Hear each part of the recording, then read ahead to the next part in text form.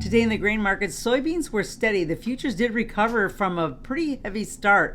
The market broke through that $14 level and went down to $13.92. It certainly looked like we were going to be in for a corrective day, but it just bounced right back right after the open. So just showing there's a lot of strength in that market.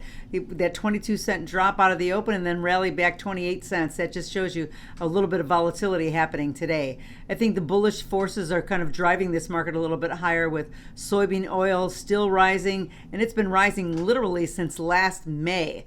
I mean, commitments are just under 99%. We still have about 5 months to go in the marketing year. Those kind of things continue to drive the market. And now on Monday, we're going to be doubling the position limit. So it's very possible that we could see a little more action in the market. So let's just see what happens, or how how much the traders are really committed to this, to just the longer sentiment.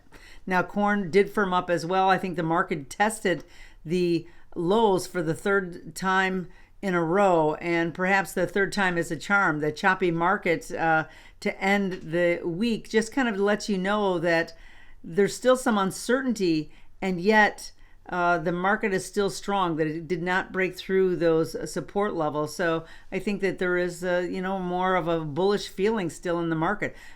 Traders are still committed to those positions as well in corn, and so we'll wait and see what happens next week. Of course, we're always going to be watching towards each headline, which is kind of driving the market right now.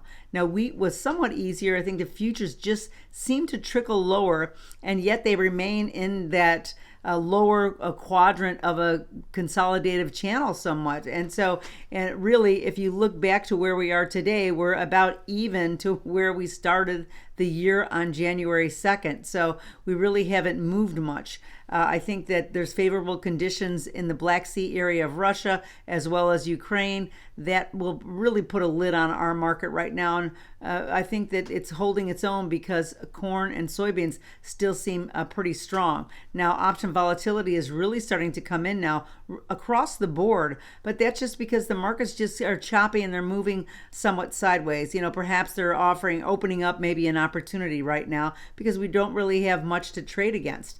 But the market drivers are still the headlines, and of course the end of the month, the planting intentions. So we're going to be looking for that come Monday.